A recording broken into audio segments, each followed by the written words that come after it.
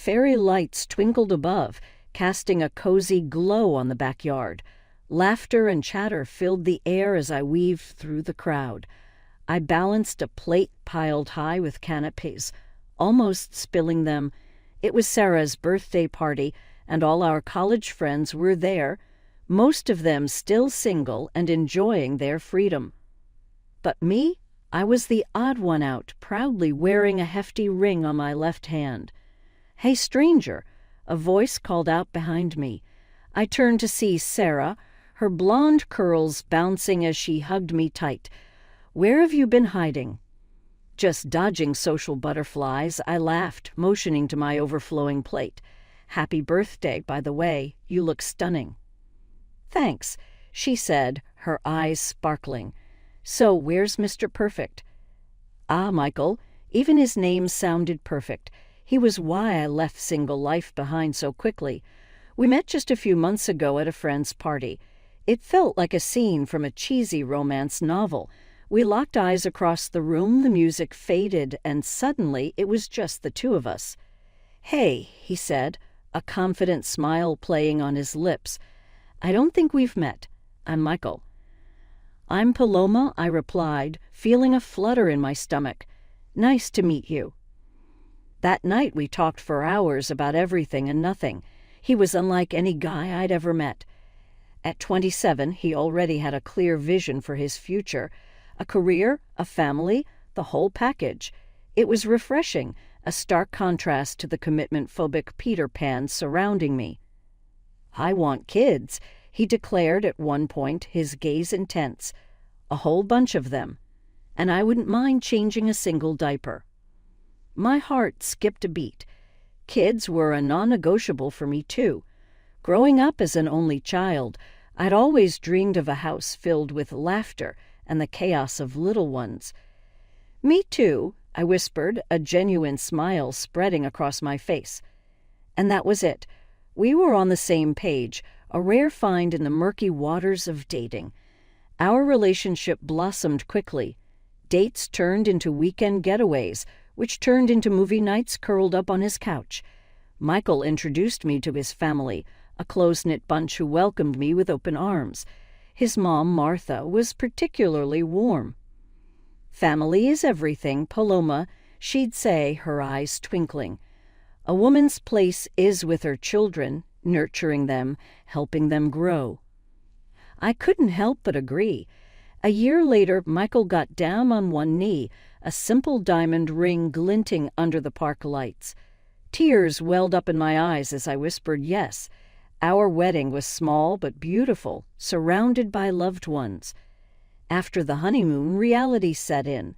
Michael, ever practical, suggested I stay home and focus on creating a loving environment for the future little ones we desperately wanted.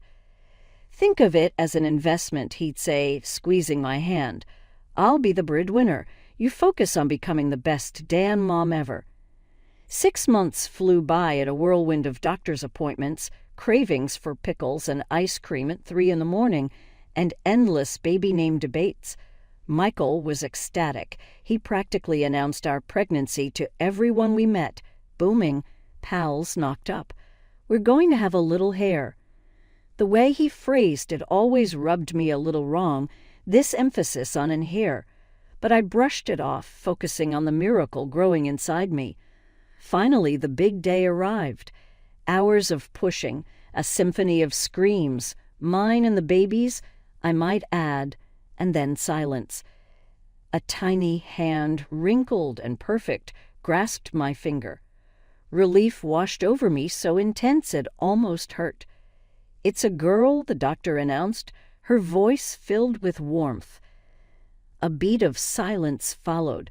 Then Michael lumbered over, his face a mask of disappointment. I couldn't believe it. Here I was exhausted and exhilarated, cradling our beautiful daughter. All Michael could muster was a look like he'd lost his favorite team's championship game. "A girl." "H," he finally mumbled, his voice devoid of any excitement. "Well, there's always next time for a boy, right?" My heart sank. Next time, he shrugged, his gaze flickering away from our daughter nestled in my arms. Yeah, you know we got to have an heir, got to carry on the family name. I forced a smile. We have an heir, I said gently, nudging him towards the baby. Look at her, Michael. She's perfect. He gave a half-hearted nod, but his eyes remained distant. Thankfully, my in-laws were a different story. Martha, the moment she laid eyes on her granddaughter, Emily, practically went into grandma overdrive. She fussed over her, cooed at her, and showered her with tiny clothes and stuffed animals. A little princess, she declared, just what this family needs. Michael's initial coldness towards Emily persisted. He'd hold her awkwardly, his gaze often straying to some unseen point in the distance. He'd make comments like, "Such a delicate flower, got to handle her with kid gloves," or, "Shame she can't be a little rough and tumble like a boy." Each remark chipped away at my joy. Was it wrong of me to want my husband to love our daughter regardless of her gender? But a year later, when the doctors confirmed I wouldn't be able to have any more children due to health complications, the truth became undeniable. Michael's disappointment morphed into something darker, a constant undercurrent of resentment that permeated our lives. 8 years melted away like ice cream on a hot summer day. Emily, my little miracle, blossomed into a vibrant, independent child. At 8 years old, she possessed a mind sharper than a chef's knife, gadgets for her toys. French flowed from her lips like a babbling brook, and her culinary skills could put most adults to shame. Just last week, she whipped up a 3-course French feast for Martha and George, her grandparents. They sat there, eyes wide and taste buds tingling, as Emily proudly presented each dish. "Emily, this is incredible," Martha exclaimed, dabbing her lips with a napkin. "You're a natural." George, a man of few words, simply granted his approval, but the twinkle in his eye spoke volumes. That same week she brought home another trophy, this one for the most delicious homemade dish at a junior high school competition. Michael remained unfazed. He muttered a half-hearted congratulations and disappeared into the den, the usual refuge he sought whenever Emily's achievements threatened to steal the spotlight. One evening, as Emily built an elaborate Lego castle on the living room floor, tears welled up in her big brown eyes. "Mommy," she sniffled, her lower lip trembling, "why doesn't Daddy ever seem happy about my stuff?" My heart ached. This wasn't new. Michael's indifference towards Emily had been a thorn in my side for years. I always brushed it off, telling myself he just wasn't good at expressing affection. But seeing the confusion cloud Emily's bright eyes, a fierce protectiveness surged through me. "Hey, sweetie." I knelt beside her, pulling her into a hug. "Don't you worry about that. Your dad loves you very much. He just doesn't know how to show it." That night, after Emily drifted off to sleep, I confronted Michael. He was sprawled on the couch, flipping through sports channels, a beer balanced precariously on the coffee table. "Michael," I said, my voice tight with frustration, "we need to talk about Emily. She came to me today crying. She feels like you don't love her because you never seem happy about anything she does." He looked at me, his expression a mixture of annoyance and defensiveness. "Look," he said, his voice gruff, "I do my best, okay? I pay the bills, put a roof over her head. Isn't that enough? She craves your approval, your support," I said, my voice trembling with anger. Michael sighed, a heavy sound that seemed to fill the room. "Fine," he muttered. "I'll try, but don't expect miracles." The following days, a strained effort of communication settled between Michael and Emily. He'd ask her about school, albeit with a forced politeness that made me cringe, but it was like watching a bear trying to waltz. Months blurred one into another. Michael's attempts at forced father-daughter bonding had dwindled, replaced by a distant politeness. But a new unsettling change had emerged, his late nights. He started trickling in after dark, reeking of cologne that wasn't mine. His excuses were flimsy: work meetings running late, traffic jams on the freeway. Each explanation felt like a slap in the face. One evening, as the clock ticked past midnight and Emily was long asleep, I decided to confront him. He stumbled through the door, a tired but smug smirk plastered on his face. "There you are," I said, my voice tight with suppressed anger. "Where have you been? Emily's been asking about you all night." He shot me a condescending look. "Look, honey," he drawled, the irritation in his voice clear. "I bring home the bacon, all right? You sit here all day. What do you know about the real world?" My jaw clenched. This was the man who'd insisted I become a housewife. Now he had the audacity to throw it back in my face. The following days were a tense dance of silence and simmering resentments. Michael retreated further, spending more and more time away from home. He even started dressing differently, trendier clothes, a cocky swagger that grated on my nerves. Even his hairstyle had changed, a youthful cut that seemed designed to shave years off his face. "Going for a new look, huh?" I remarked one morning, unable to contain my curiosity. He flashed me a toothy grin, the kind he never used on me anymore. "Work thing," he mumbled, avoiding my gaze. The lie hung heavy in the air. One day, Emily practically skipped into the house, a wide grin plastered on her face and a crumpled piece of paper clutched in her hand. "Mommy, guess what?" she chirped, bouncing on the balls of her feet. My heart swelled with pride. My little genius had a knack for collecting achievements. This time, what was it? Another coding competition win? A perfect score on a science test.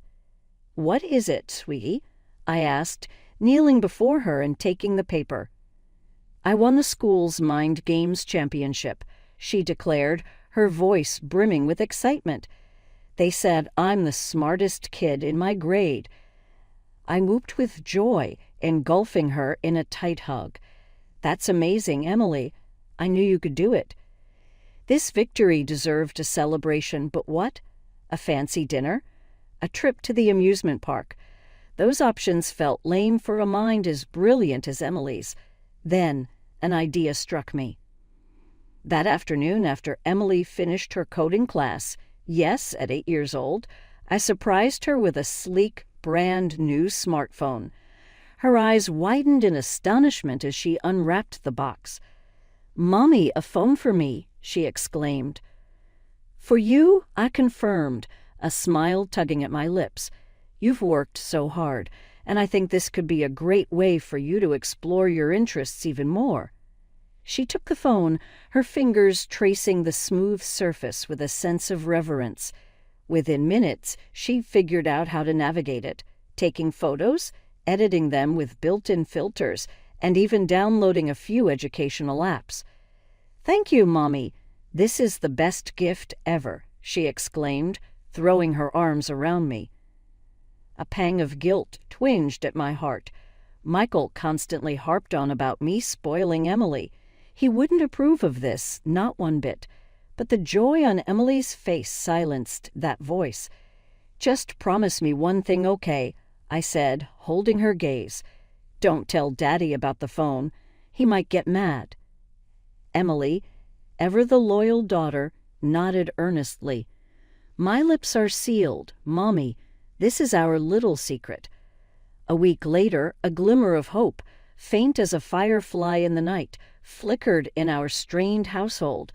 Michael, for the first time since his late-night habits began, initiated a conversation about Emily. Not just a disinterested "how was school," but a genuine attempt to connect. "Hey, Em," he said one evening, tossing a worn baseball cap onto the table. "How'd you like to go on a camping trip with me this weekend? Just us two. We can roast marshmallows, tell scary stories by the campfire."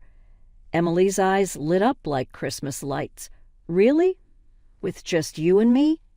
"Yeah," Michael confirmed, a hint of awkwardness in his voice.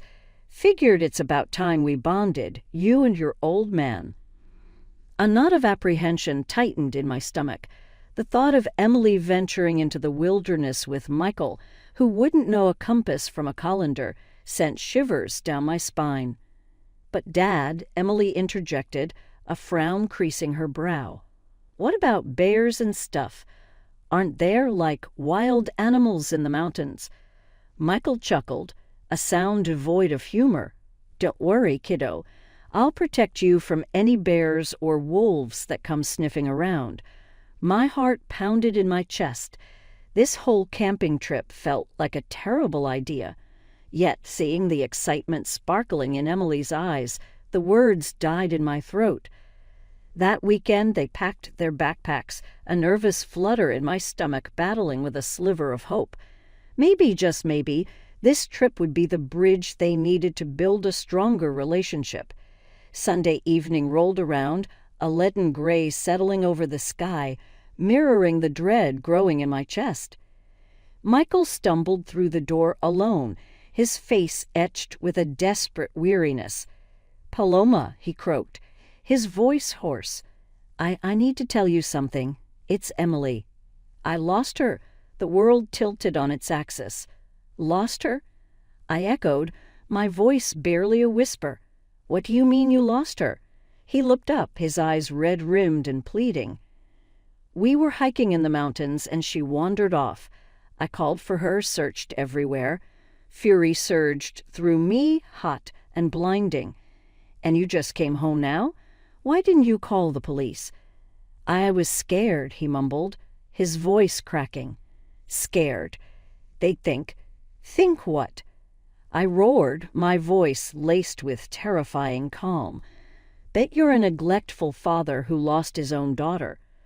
Tears streamed down his face, but they did little to extinguish the inferno raging within me. "I'm calling the police," I declared, grabbing the phone. "They can start searching right away."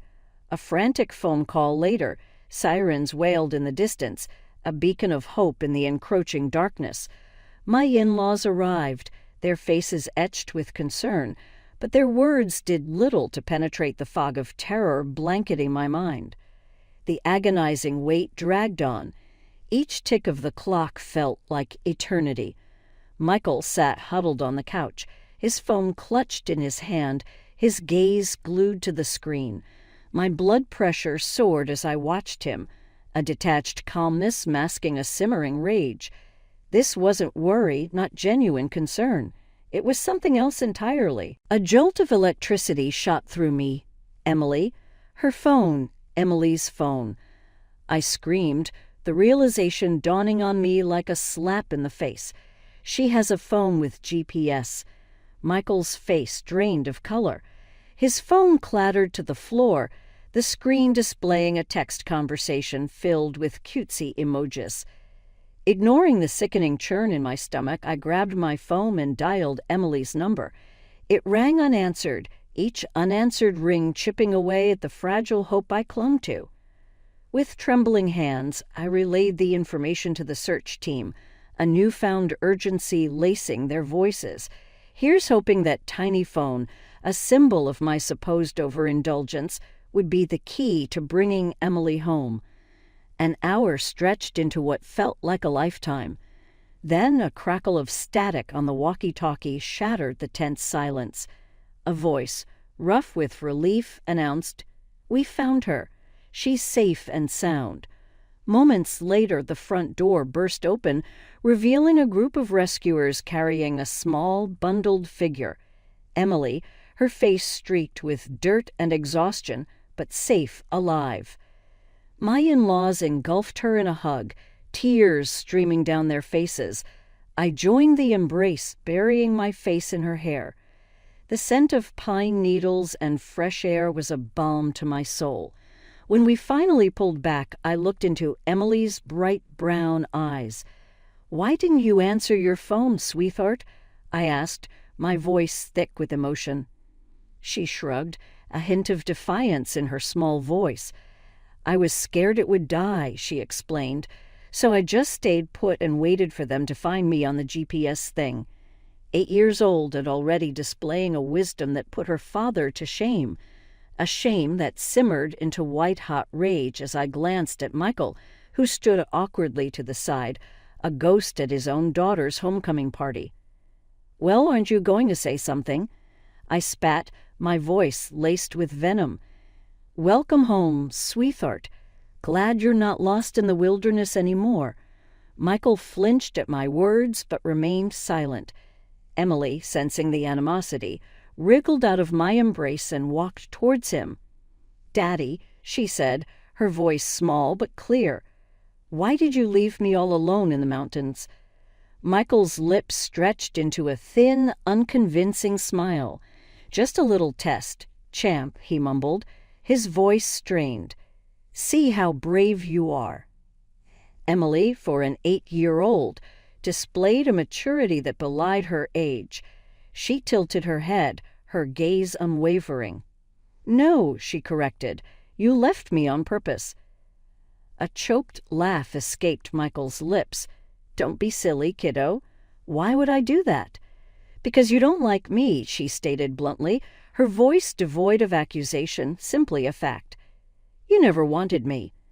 My breath hitched in my throat, the truth raw and unfiltered, hanging heavy in the air. Michael's face flushed crimson, his eyes darting around the room like a cornered animal. "That's not true," he blustered, his voice laced with desperation. "You're just a stupid kid making stuff up." "Don't call me stupid," Emily retorted, her small frame bristling with defiance. Martha, ever the peacemaker, intervened. "Michael, that's enough," she snapped, her voice surprisingly firm. "Let Emily speak." Michael opened his mouth to protest, but a withering look from his father silenced him. "Emily, darling," George said, his voice gentle, "can you tell us what happened?" Emily, emboldened by her grandfather's support, reached into her pocket and pulled out her phone, the very phone I'd given her as a secret gift. "I have proof," she declared, her voice ringing with newfound confidence. With a few taps on the screen, a voice filled the room. A woman's voice, sweet and seductive, cooing into the phone. It was a conversation Emily had cleverly recorded. "Don't worry, honey," the voice purred. "Soon we'll be together. Just get rid of her. Permanently." The blood drained from my face. My heart hammered against my ribs, a frantic drumbeat against the chilling silence that followed. "What? What is this?" I stammered, my voice barely a whisper. My father-in-law turned to Michael, his face etched with a mixture of disappointment and fury. "What does this mean, son?" Michael, cornered and defeated, crumpled to his knees, tears streaming down his face. The carefully constructed facade crumbled, revealing the truth in all its ugliness. He confessed everything, a sordid tale of a desperate affair and ruthless ambition with his mistress. He revealed was pregnant with his son, and heir of the one he'd always craved. But she wouldn't marry him, not while he had a wife and a child who would eat into his finances with alimony payments. They'd hatched a monstrous plan to remove the obstacle standing in their way. Emily Fury, a primal and unforgiving beast, roared through me. The man I'd shared my life with, the man who'd held my hand at the altar, was a monster in disguise. My voice, when I finally found it, was a low growl. "Police," I spat, grabbing my phone. Now Michael lunged for me, his voice thick with desperation. "Paloma, please, you don't understand." The sirens wailed in the distance, a mournful symphony heralding justice. However delayed as the officers swarmed into the house, Michael crumpled to the floor, his pleas for mercy falling on deaf ears. The following weeks were a blur of police interviews, lawyers, and court appearances. Emily, bless her brave heart, held her ground. She recounted the events in the mountains, her voice steady and unwavering as she exposed her father's cruelty. The recording on her phone, a testament of his monstrous plan, became the centerpiece of the prosecution's case. The trial was a media frenzy. Michael and his mistress, a viper with painted nails and a heart as cold as ice, pointed fingers at each other, each desperate to shift the blame. Their lies, however, were as flimsy as tissue paper against the weight of evidence. Justice, though slow, did prevail. Michael and his mistress were found guilty of attempted murder. The judge, a stern woman with steely eyes, slammed them with a hefty sentence. They would spend years behind bars, a small price to pay for the monstrous act they'd planned. As for financial compensation, it was a hollow victory. Money couldn't erase the scars etched upon my soul, the fear that had choked me in the agonizing hours of Emily's disappearance. Yet it served as a symbolic punishment, a reminder of the life they'd so heartlessly tried to extinguish. Perhaps the most satisfying blow came from Michael's own family. Martha and George, their faces etched with profound disappointment, publicly disowned their son. They stood by me and Emily, their unwavering support a balm to our wounded hearts. Emily and I moved away, leaving behind the ghosts of the past. It wasn't easy. There were nightmares that clawed up my sleep, but with each sunrise, with each shared laugh with Emily, the shadows receded. And as I held Emily close, the warmth of her small body a beacon of hope, I knew one thing for certain: a mother's love, fierce and unwavering, could conquer even the most monstrous betrayals.